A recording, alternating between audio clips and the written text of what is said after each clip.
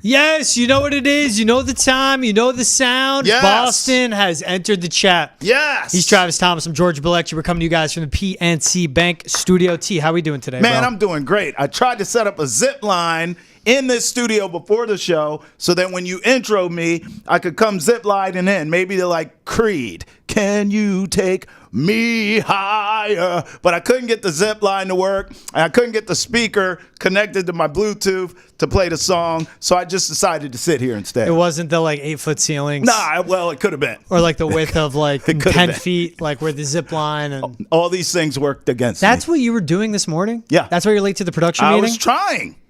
Listen, here's the thing, okay? We'll bring you behind the curtain here. George and I have a ton of ideas, okay? Right now, the issue is our budget isn't exactly where it needs to be. So we're trying to work with NESN here.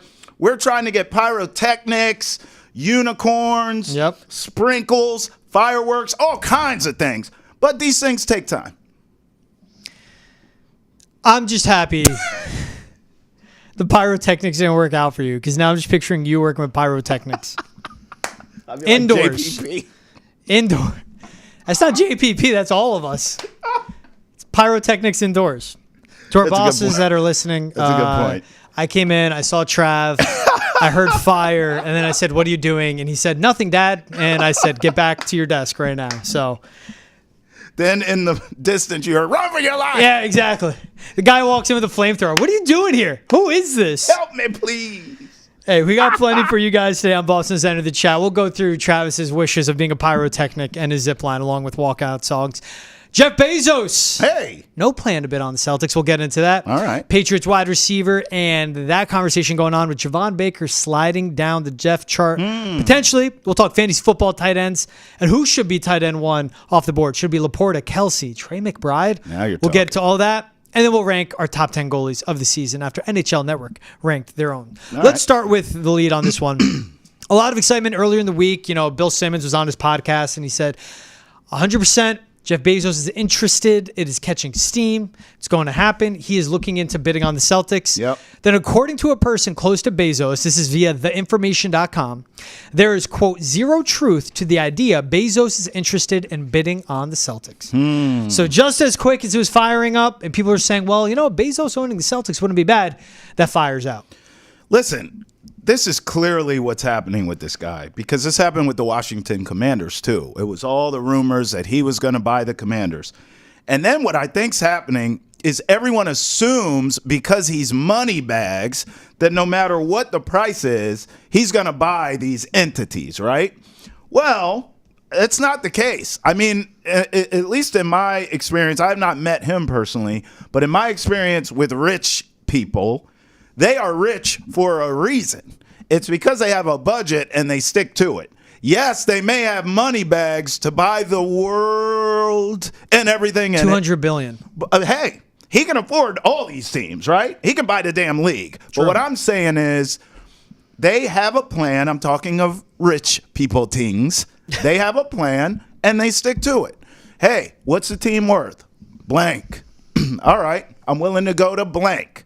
And then once you start getting in north of that number, they're out. Like Shark Tank, I'm out. So I think that's what happened here. I think he's probably hearing a lot of the numbers being tossed around. He's like, yeah, no, I'll just keep waiting.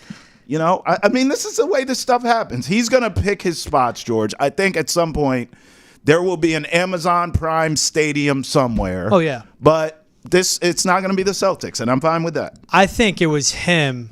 Someone with his money, his power, that can give Irv Grousbeck liquid cash. Right. That can give him cash. Not a payment plan, not financing through a bank. No, hey, I'm coming in.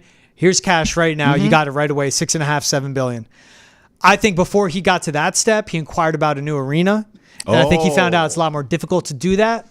Because just like we saw, think about it. The Clippers used to rent out to the Lakers, but now they have Intuit Dome. Right. The Jets rent out to the Giants in MetLife. Right. No other teams rent out to others. The Celtics rent out to the owners of TD Garden. Like they are tenants in the Garden. They don't own it. They are tenants. Yeah. I think Bezos is like, that's going to be harder to work getting a new arena in Everett or wherever they want to put it. Sure. Or just that I'm paying rent. I don't own the whole building because it's more than owning a team. You own the building. It's a concert. It's everything that comes through. In a big city like Boston, I think he heard that and he was like, you know what? Seattle, I'd have the arena. Vegas, I'd have the arena. Right. I'll build one. I'll hold out for those. And bro, it could be a combo of both, right? Where it's like the asking price and I don't get my own arena. I'm out of there. Yeah. I think that's a great point. Look, don't sleep on the NFL either. I mean, that's still he wanted the Commanders, and Josh Harris outbid him. I think he's just interested in a team of whatever sport. Now, the Celtics are more valuable than the Commanders. Of course. No doubt. It's the NBA, more valuable than the NFL. But Commanders, same thing, getting a new stadium. So he would have gotten that maybe, right? Yeah. But I think the reason, like the zero truth to interested in bidding on the Celtics, I just think that's someone coming out and going, we're going to put this to bed so it doesn't look like Bezos got outbid, or let's just stop it now. What does he care? And you know what? In 3 care. months, guys like that with egos. I don't know. Bezos, Elon, I don't know. Dude, I don't know what that world's like, but there's egos tied to that. I know. They don't want to be outbid again because it happened to him with Josh Harris and the Commanders. And also, you know what can happen next week? He could be back interested. He could. Because there can be something made, some progress in getting a new arena. It doesn't even matter who it is. Whoever it is going to pay. Well, this is what I mean, though.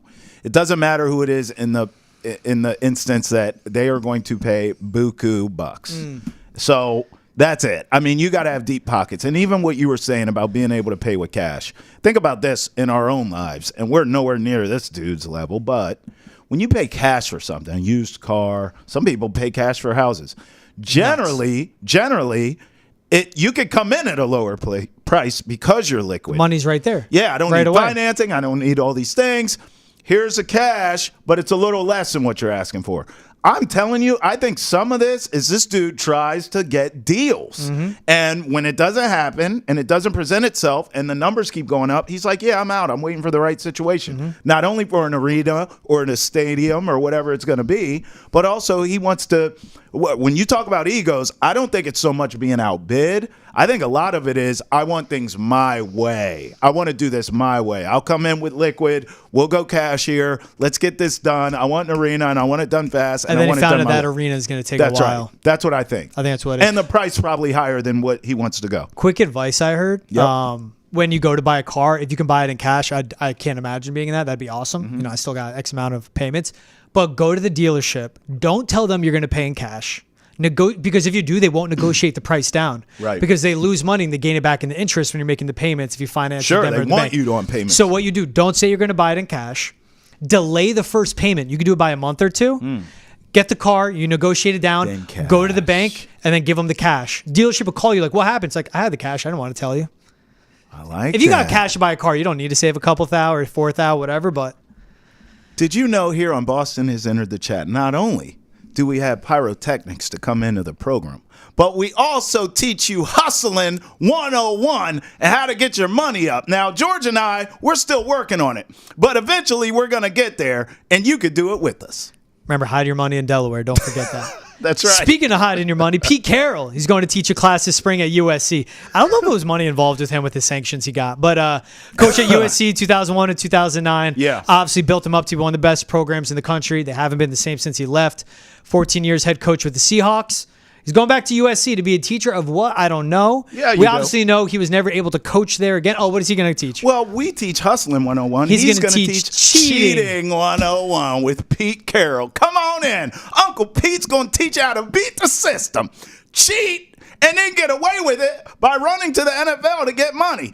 And then you get money, you get a Super Bowl. Should have had 2. Thank you, Pete Carroll. Then when it's all done and all the smoke clears and all the heat dies down, then you come back to USC, get some more money, and teach how to cheat. That's what it is. Jim Harbaugh, excuse me, will be one of his guest speakers in class too. Same thing? That's right. Same the thing? Pete Carroll playbook. Look, there's not a single coach in Power 5 football. That's a fact. Power 5 basketball that has clean hands. No argument. Everyone's cheating at that level. There's not a single 5-star recruit out there that's clean. Even with the NIL world, this stuff is still ain't clean. Facts. My favorite story I heard, allegedly, Kyle Anderson was between Seton Hall and UCLA. Seton Hall recruiting trip basically took him to a adult entertainment club at night, probably a house party around South Orange. UCLA, somehow his sister got a job out in LA. Oh, I wonder. And so there's like the smart ways of hiding the money. Yeah. You know what I mean? Like Reggie Bush got housing and cars, right? Something. I forget what it was exactly. Can't provide housing to the family. Right. But if the daughter or the sister of the player gets a job and she can She gets a salary that can what afford a great salary. the family to live out there, too. Yeah. Well, she didn't have any prior experience, though. Here's the thing. Nick Saban, for years in Alabama and in Baton Rouge when he was coaching at LSU. No, he's had car dealerships for, decades. All of a sudden, some 5-star recruits pulling up in a brand new Cadillac Escalade. How did that happen? Oh, it's my uncle's. I bet it is. Uncle Saban, allegedly.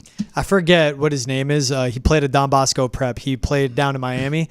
Followed him on Instagram every night. Steak dinner, huge gold chains, brand new car. Of course. But this was before NIL. He ended up getting suspended and caught with violations. Yeah. Putting it out there like that. It's a wild, wild west, man. It is what it is. If you ain't cheating, you ain't trying in that world. Yeah, honestly, even right now. Adam Sandler finally wrap up what's trending. Adam Sandler says Travis Kelce will appear in Happy Gilmore 2. Here we go. I think it's a genius It for is Sandler. Genius.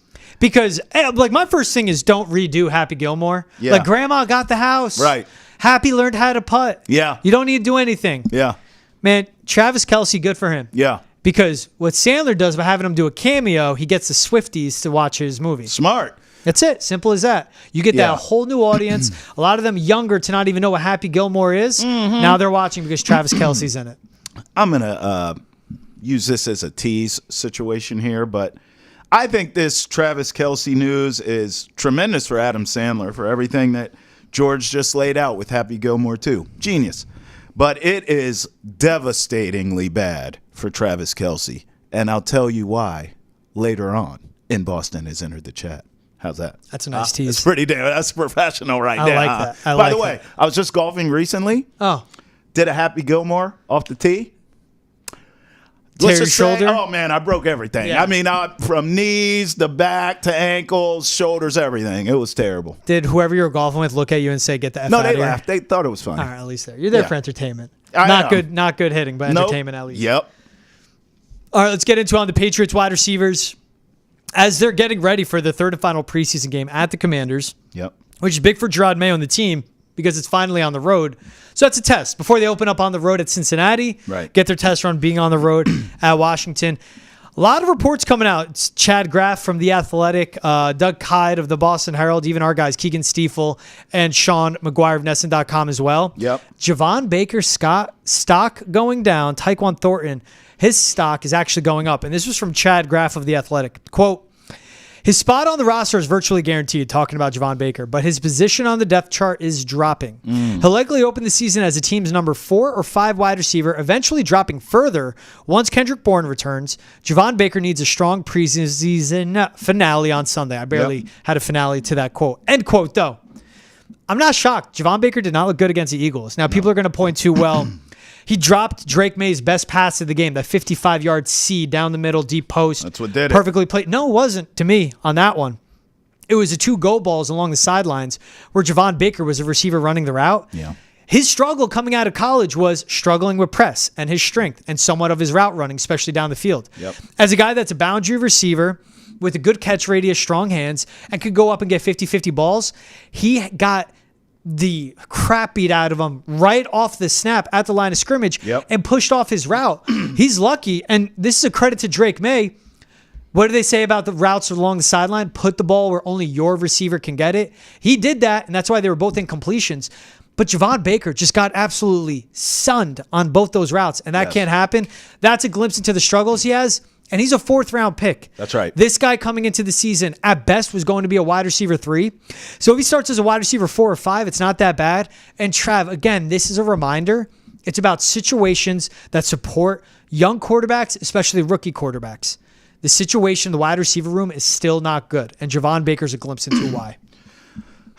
I don't think you're wrong with anything you said, but I think it's an incomplete take. I think there's an elephant in the room that I've been salivating to address since this kid showed up. And I told you, I told you this day would come. It's not because of the wheelchair. Yes, it is. I do not believe for a second Tyquan Thornton's stock is skyrocketing. That's BS, okay? Here's what's going to happen. I could see into the future with this bald head of mine. Thornton's going to do what he always does, okay? Get ready in this next game, in this preseason game. He's going to outrun everyone.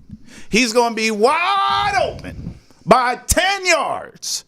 Ball's going to hit him in the hands, and the boy got hands like feet. He going to drop the ball. That's what's going to happen. This is about Javon Baker needing to be humble. I told you when he got here and he started talking all that jibber jabber. I said, man, mighty bold for a 4th-round pick out of UCF. I mean, hell, Marvin Harrison Jr. is a generational talent who went to Ohio State. Could have been the number 1 pick had it not been for Caleb Williams and Jaden Daniels. And this guy, you can't get a word out of him edgewise. Now, some of this we understand is personality-based. I get it. He's just a quiet guy. Javon Baker comes in here talking like he's Justin Jefferson. Justin Jefferson don't even talk like that. He does it on the field with the gritty and the teeth and the big personality. Javon Baker coming in here talking like he's about to be Jerry Rice, Terrell Owens, Randy Moss, Justin Jefferson combined. Bro, you got to slow down. Sit down, be humble. Put your head down, grind, get better, and work. All that stuff you were talking, 3 receptions for 23 yards in the preseason so far, and you should have a lot more. George just laid out all the plays that you didn't make, that were right there for you to be made. Stop talking and put in the work. Let your game do the talking. Then when you do that, we see you can ball. We love the bravado. Talk all you want. But don't come in here talking all this mess and then give this. I told you this was going to happen. This is exactly why you need to be humble, both in victory and in defeat. I hope he takes this. It's a humbling moment. He gets better for it. He puts in the work. Put your head down. Put the hard hat on. Pack the lunch. Let's go. And then you get better for it, and then you have years and years to talk with the New England Patriots because your play is backing it up. That talk and that play had him good at UCF and made him an NFL prospect. I don't mind it. I just knew he had his shortcomings. It is that this wide receiver room is so bad that people thought Javon Baker and Jalen Polk can be wide receiver ones. And, like, they will be good one day. I really think Polk better. You've always liked Polk. I just think he's smart. He gets open. He's reliable. He catches a ball. And he's tough across the middle. Yeah. He's just a good, reliable receiver. Yeah. And every offense needs that. You need that explosive guy. You need that elite dynamic outside playmaker, which the Patriots don't have. Right. And they try to get it this offseason, even after drafting both these guys. Yeah. With Javon Baker, it's going to come a time. I just think he's a project. I think he would take in a couple years to develop. Mm-hmm. And at best, if he becomes a wide receiver 2 in an offense, man, he is so far exceeding what his ceiling is and expectations. Yep. So I'm not too shocked. What gets me is the top unit that's been coming out and kind of emerging at camp. Tyquan Thornton, Jalen Polk, Pop Douglas. People are going like, wait, Tyquan Thornton's a top 3 receiver? No, it's Tyquan Thornton's a field stretcher. Yeah. Jalen Polk's reliable, tough, intermediate, deep down the field, but across the middle. Yeah, run every route. And then Pop Douglas is a slot guy, but limited deep down the field. You need those 3 levels. Right. And when Jacoby Brissett's been in or when Drake May's been in, it's been a lot of 11 personnel. So we're seeing 1 running back, 1 tight end, 3 receivers. Mm-hmm. That might be how it is. That's how it's going to be, how it goes.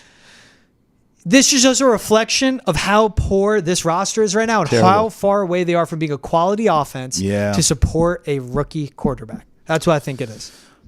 It's hard to argue that, man. When you give me you give me that lineup, I still don't really feel like this is a final, roster in terms of wide receivers. Thornton, Polk, and Douglas. What are they going to do? Sign Hunter Renfrow? No, I just think there could Brandon Ayuk's like, all right, give me the money. I just think there's going to be shuffling and who the hell can play in this group and who can. I actually, being a veteran guy, I said this to someone earlier. I feel like Osborne is what Juju should have been because Osborne's just a reliable, shorter routes, veteran. More underneath. Yes, just like what you're getting from him, and it's consistent. He's plus in the return game too. Yes, he is.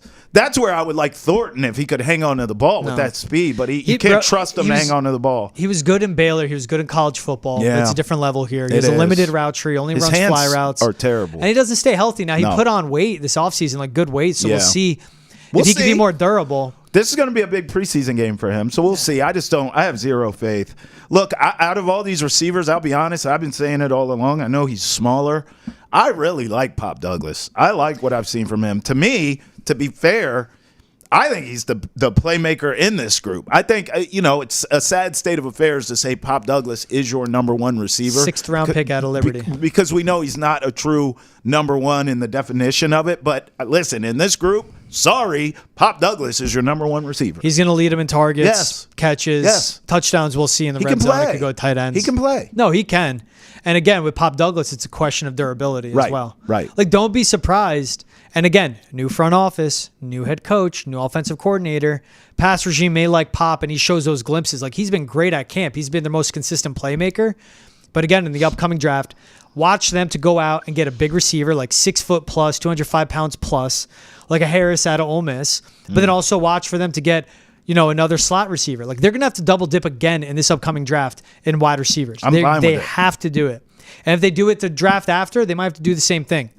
I talk about the Green Bay Packers all the time. Yeah. Jaden Reed, Dontavian Wicks, Christian Watson, Sure. Romeo Doubs, all guys they drafted. Yeah. Then Luke Musgrave, I forget their other tight end, guys they drafted. You go out, you accrue talent, you teach them the system, and you always want receivers on cost control contracts. To me, it's going to be the top 5 receivers out of this group. It's going to be Jalen Polk, Pop Douglas, KJ Osborne, Kendrick Bourne when healthy. Yeah, he's got to get help. And then that 5 spot to me, like Tyquan Thornton by default is the best downfield threat because they don't have too many of them. But then we can see what Jalen Reagor does because that's their kick returner and punt returner right now too. I don't feel comfortable about any of those names you said. And you want Drake May to start week 1. Well, I got to throw water on your fire that you're going to light this that's studio fair. up with. It's fair. It's you don't feel comfortable with any of those pass catchers. Can I say? Oh, by the way, Hunter Henry, who's okay. He's like serviceable tight end. Oh, and by the way, Austin Hooper, journeyman tight end. Oh, by the way, hold on. Oh, by the way, Vidarian Lowe at left tackle. Yeah, okay. Oh, by the way, Chuks Okorafor at right tackle. Okay, I have nothing for the offensive. Also, wait. Okay. First time offensive play caller. Yeah. Keep going. Defense, it won't be that good because they're missing its 2 best players. We'll see how Christian Gonzalez is. Any more? I just don't think situation and a really tough schedule, especially the first 6 weeks of the season. No doubt. We good here? Okay. This is all I'm saying. And it's also a quarterback project. Okay. It is. Okay. I have nothing for the offensive line because, listen, George breaks this stuff down to a science. He loves offensive linemen lining up. This is what they do. But for me, it's as simple as, can you block? Can you protect my quarterback? Can you open up holes in the run game? So I defer to George there. Offensive line, no argument. But as far as receivers, I mean, we have a history in this league of quarterbacks who are good. Not elite, not great like Brady, just good, solid quarterbacks, elevating the players around them. Skill position players, wide receivers, tight ends, running backs, etc. All I'm saying with Drake May is, yes, this wide receiver group doesn't look great. However, if Drake May gets in there, can present dual threat ability that Jacoby Brissett cannot, has not, will never do. Drake May gets in there, you get some run plays with him by design, some run plays because of this offensive line. Let George tell it. He'll be running for his life, but he can still run. That opens up an offense a little bit because the defense is going to have to respect that. That's all I'm saying. Drake May can get that shot in the arm to this putrid offense that you need. That's all I'm saying. I believe the receivers collectively, because there's no true one, as we just talked about, but collectively, this wide receiver unit can be better with a Drake May than they can a Jacoby Brissett, who does not present those same talent abilities that Drake May does. That's all I'm saying. But I will not argue with you about that offensive line. You're right about that. It's not a 2024 play for this team. It is 2025, 2026, all the way through 2035. Right. First contract, which will give you 4 or 5 years of cost control. Yep. Then an extension after that, which should be 4 years. So It's about 9 years down the road. I don't care about these receivers and what yardage they get and what contracts they get. It's about an organizational decision. Like Gerard Mayo said that himself too, and Elliot Wolf as well. As an organization, these are what the decisions are. Like Drake May, he said the 100% ready to run a huddle. He didn't say 100% ready to be a starting quarterback. Right. It's a step-by-step for Drake May. So yes, I know. Like Drake May is a more talented thrower of the football. Who is a better professional quarterback? Who runs the system, keeps everything on track? Now, if Jacoby Brissett comes out and looks absolutely terrible, and this offense just sucks. Well, you look and all right, Bailey Zappi's with another team, and Joe Milton, like, just, you're not going to do a 6th round pick and then give him life and it creates some drama in the locker room. No. You're going to turn to Drake May and go, put the kid in, but it's only if the offensive line is ready. Sure. I don't care about who gives these wide receivers a better chance to play well. And honestly, it's not about winning games right now, because if you're the Pats, you want a top 3, top 5 pick, because you want Will Campbell out of LSU to be your starting left tackle. He's already scouted. Never missed a snap. Starting as a true freshman in the SEC. Has yet to miss a snap entering his true junior season. Hasn't missed a snap. I mean, listen. Really good, athletic. George has already moves. scouted the Patriots draft for you. We don't even need to watch college football. It's already done. The work's done. It's in my mind. Do I go through my Google? No, I'm not. It's a beautiful mind you have, my friend. It sucks. I hate that I'm doing it already. But I'm like, I have to put this list together because it matters. And we both love college football. Oh, my God. Best time of year. Did I tell you, my girlfriend, we were trying to plan something. She's like, October 12th. No. And I was like, that is the best Saturday. That's the day. Early on in the year. I got to give it to the people now. Filibuster. Because we were trying to plan something. And I'm like, the Friday, following Saturday. You can't do it, bro. It is something that's very fluid. Like, there isn't a hard cap on it. It's like, we'd like to do it on this date. And then she pulls it up on that. Now we're going to do the contest while filibustering. Well, mine picks these. I pull up the schedule before Travis does? I got it. All right. Mississippi State and Georgia play. Yep. Oh, man. Why did you do me like that? Come on. I had a list. Mississippi State, Georgia, Ohio State at Oregon. That could decide the Big Ten. That's the one. Ole Miss at LSU. Penn State at USC. Ooh-wee. Florida at Tennessee. Oh, my God. It's mainly those games, though. Ooh, Wisconsin at Rutgers, y'all. That's what I'm saying. I'll wake up, start my day with a little bit of the Badgers. Kansas State, Colorado. Did you say that one? No, I didn't. That'll be a good one. That's another good one. Texas, Oklahoma. I mean, listen, you can't go anywhere on October 12th. Let's translate this for everyone involved here, because we're all in the chat together, right? Don't have any plans on October 12th except sitting on the couch with some wings, some pizza, the beers, and watching college football. Because that's all you need to do. What if you were getting married that day? What if like me, I am doing it. Like, I am getting married. But you got to have a TV there? No, dude, it's... What do you do? I think you cancel the wedding. No. I think the whole thing's off. If it's my wedding, the amount of planning that goes into that stuff, bro, I'm going to party my ass off. I'm doing no TVs. I don't care. It's my wedding. My wedding? I'm not going to be watching TV the whole time. F that. Listen, bro. I know it's a great college football Saturday. You're a better man than me. But here's the thing. I am calling it off. It's off. I'm calling the caterer. Hello? I would not get married in the fall. Yeah, no, we can't do that. I got married in the fall. I rolled the dice. What was the date? My anniversary is October 24th. And by the way, all my friends, I've told you this before, I have ACC friends out the yin yang. So it's Florida State boys, Clemson boys. And we had a TV rocking in mine. Old school, like when you were in school and they rolled a TV. Wheel it out? We had an old school joint just in the corner at the reception only. Not during the ceremony. You can wait an hour. I think my ceremony is like an hour. But at the reception, we had it in the corner. I had some Notre Dame friends there. They were watching there. It was cool. It was heated to like who would turn the channel to what. Yeah. But we had a TV. I would do the back door solid. I'd tell my boys, like, no TVs. Yeah. If you brought an iPad, I wouldn't hate it. Right, or a phone, whatever. Yeah. Yeah, Today's that's tech. fair. Yeah, that's fair. You know what that tells me about your wife? Very understandable woman. Well, she was at that time. Now, well, yeah, because she's not about 10 she's years like 10 years of putting up with you. The patience is zero. Yes, I don't blame her. Bro, look at you. We barely made it 4 months. We barely made it 4 months. Pyrotechnics. I don't know if we're gonna make it to a year. There was one episode where George said, "George Balekji here with Travis Thomas, the human man child." I can't help it. I am who I am. That's why I love you. All right, let's get into fantasy football talk. Top tight ends. So it's always a conversation of where to draft a tight end, who goes first, and all that. Yep. To me, the question is always, when is your draft, right? Like, the closer it is to the season, things can change between today and tomorrow, obviously, injuries and all that. But right now, this is ESPN's top 10 rankings. In order: Travis Kelce, Sam Laporta, Mark Andrews, Trey McBride, Dalton Kincaid, Evan Ingram, George Kittle, David Njoku, Kyle Pitts, Jake Ferguson, 1 through 10. I'll say this, 1 through 10, I'm comfortable with 7 of those tight ends being my guy. Who? So I'll go Kelsey, Laporta, McBride, Kincaid, Ingram, Njoku, Ferguson. I don't like Pitts.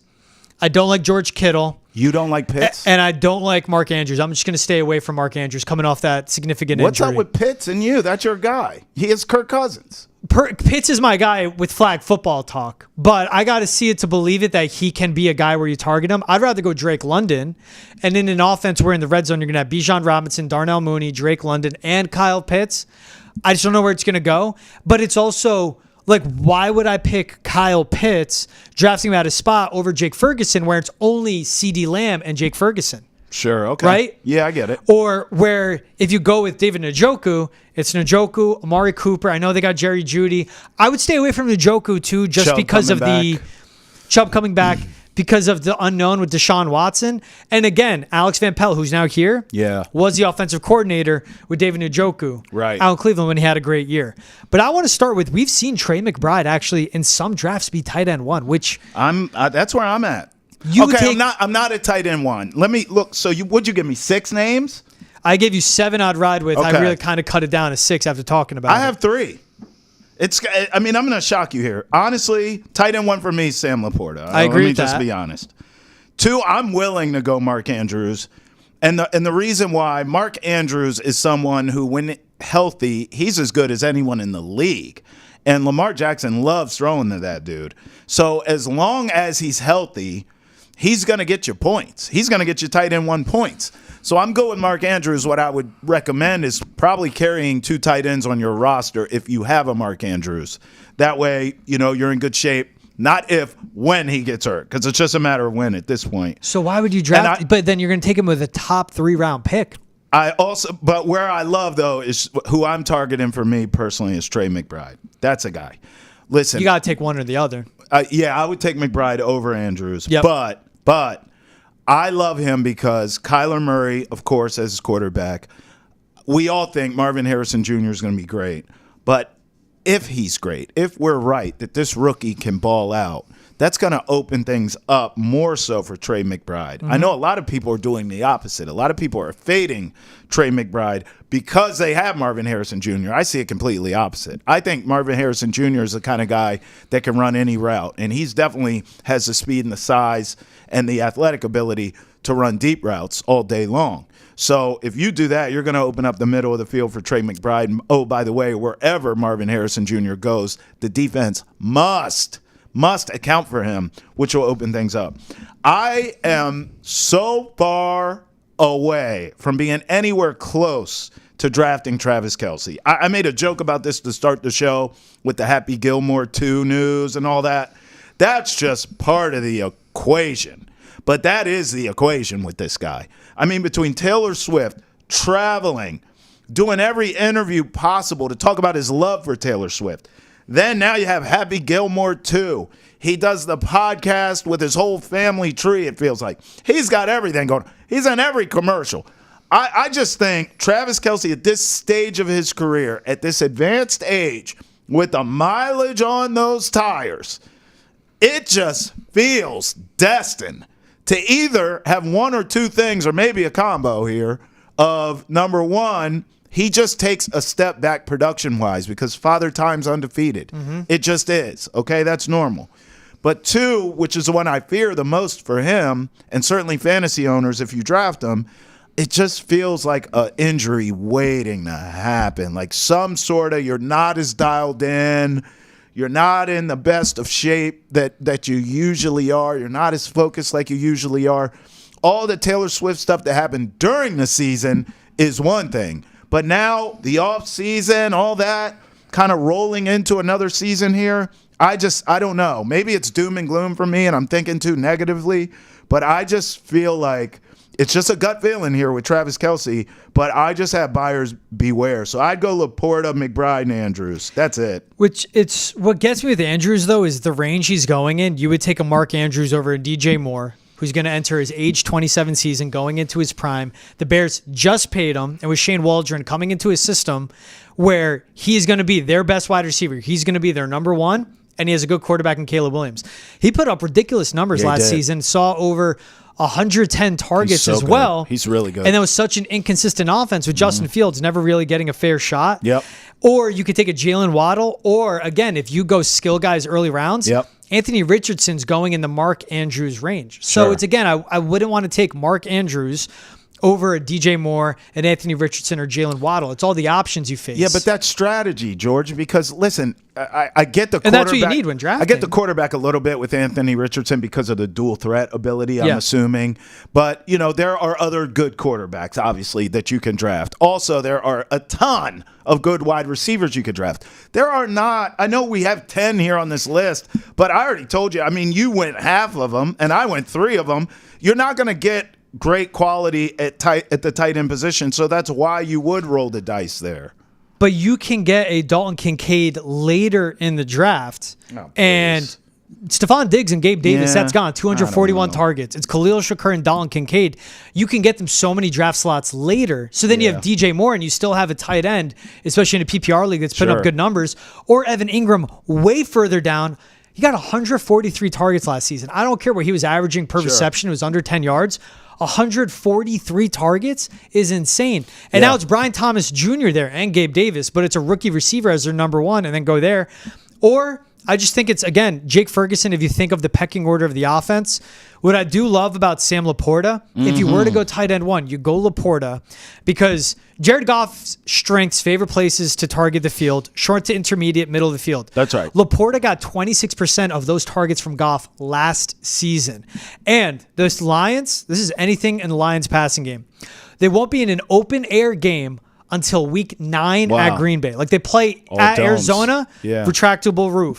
Then after that, 6 straight games in a dome. 6 straight until they're playing at Chicago at that point. He had the 3rd most targets among top 10 fantasy tight ends last season, and he had 10 touchdowns. He finishes tight end 1. He stays healthy. And I know Jameson Williams is back. I'm not buying into Jameson Williams. No, as a wide receiver, it's the pecking order for the passing game. It's Amon-Ra St. Brown, then Sam Laporta. And then Jahmyr Gibbs and David Montgomery fall into some point of that. If you look at Trey McBride, him playing off of Marvin Harrison Jr., I think that opens up more from him. So it's a matter of, I'm going to go Laporta. If he falls to me at a good spot, which I don't think where I'm currently drafting in my league, it would happen. Where are you at? What's After your spot? that, 4th overall. Yeah, no. He's not going to be there on the back because he's not going first. No. But then when I'm looking at a Mark Andrews or a Trey McBride, I think pass on them because a Dalton Kincaid or Evan Ingram later. Or way later, and a Jake Ferguson get him as well. Well, let me say something that's kind of simple here too. Don't overthink yourself to the point where you've gone cross-eyed over tight ends. I had Mark Andrews last season. We know how that ended. I hit the waiver wire. I scooped up Dalton Schultz with the Texans, who obviously a Schultz quarterback is down there too. A now quarterback Stephon Diggs is in the fold. But well, I'm just saying, a quarterback named C.J. Stroud was feeding Dalton Schultz just fine. Now, he wasn't getting Mark Andrews points, obviously, but it was solid. I wasn't losing my weeks because of the tight end position. I was able to still make the playoffs. So don't overthink it too much. Just get a solid tight end when you can. But these are the creme de la creme that we've talked about here. If you go Mark Andrews, you can on the back end get a Jake Ferguson with a lot of value. Yeah, that's a what Dalton I'm saying. Schultz, a TJ Hawkinson. You have to. It's like handcuffing a running back. I am a believer in double tight end. I even do it in the way of there is going to be an owner out there that needs a tight end because there's only so many of them. That's all I'm saying. And then it's trade value. Where if I'm drafting a tight end because I don't like how the running backs fell, that's all I'm saying. Then you can trade in that way too. It's like handcuffing running backs. It's the same kind of theory. Yeah, go with 2 tight ends, 2 different systems. But you're right. If you take everyone from one backfield, eventually you're going to have the guy that the cream rises to the top. And all that. It's just interesting of how the tight ends, because it used to be, it was Kelsey, it was Mark Andrews, and really after that, you're falling flat, right? But now the emergence of Laporta, even a Luke Musgrave out there in Green Bay, watch what he can do as well. Like those are other tight end you can say sleepers, guys that can break out. That can be a Luke Musgrave in Green Bay in that system that they love. Sure. And even if you look elsewhere, of course, there's always a threat. If you look at Sean McVay and what he does with the Rams as well. But it's tough with the Bears because they have so many mouths to feed. There's Gerald Everett and Cole Kmet in that system as well. But then on top of Cole Kmet and Gerald Everett, Keenan Allen, DJ Moore, Roma Dunze, and DeAndre Swift. So they're the offenses where there's a lot of options, but there are offenses, even with Musgrave and Green Bay, there's a lot of receivers there, the smart ones to pick. Absolutely. Facts. And look at TJ Hawkinson, Jordan Addison, if he gets suspended, whatever he faces, whatever happens with him, Justin Jefferson and TJ Hawkinson, that's it. Yep. Sam Darnold's a starter. A guy like Sam Darnold who isn't that good, safe haven is always the tight end. Hawkinson, you could probably get late too because he's coming off an injury. So, he's going to be available later than you would think based on his talent. So that's someone you could maybe get late, kind of stash in that backup position we're talking about. If you have a starting tight end and then when Hawk's healthy, plug and play, you're cooking with oil, baby. All right, let's go into Ask the Chat. We got our boy Matt from Boston emailing us. What's up, Matt? Quick, to the point. I like it. Which core Celtics player will leave first and for what reason? Oh. Core Celtics. So you're thinking core. I mean, it's Jason Tatum, Jaylen Brown. Of course. That's a combo here. Yes. There's Drew Holiday. Yeah. Derek White just got the extension. Kristaps Porzingis, this is his last year before becoming a free agent. I think so. So there's the core four. Really, this question is centered around two guys. It's the two J's. I believe the last time you and I talked about this was after the championship parade and all the jubilee and celebration and the pomp and circumstance. And we got down to the brass tacks. In fact, I believe it was when we found out that Wick was selling or whatever. So we talked about how a new owner could come in here with the luxury tax that's going to be due, with all these extensions that's going to be due, with everything that transpired this offseason surrounding both Jays, but most notably Jaylen Brown. And I believe you and I agreed at that time that we could see a world where the Celtics decide, okay, we're going to shift some things around here. Jason Tatum's our guy. That's a cornerstone. And some of these other pieces are available to move, including Jaylen Brown. That's where I'm at here, Matt. Thanks for the question, too. I think Jaylen Brown will be the odd man out. I just feel like it's going to be sooner than later, too. I think the media, national media, makes a lot of these two guys not getting along and who's the man and all that. I do think a lot of that is hogwash and nonsense. However, Jaylen Brown's already paid like the man. And so he may want to go somewhere, especially now he has a championship. And again, correct me on all this stuff. You and I both, I think, believe that they repeat. So he could have 2 rings. He may want to go somewhere and kind of create his own legacy. He's got the money. Now it's just going somewhere by yourself and proving you're the guy. I could see that.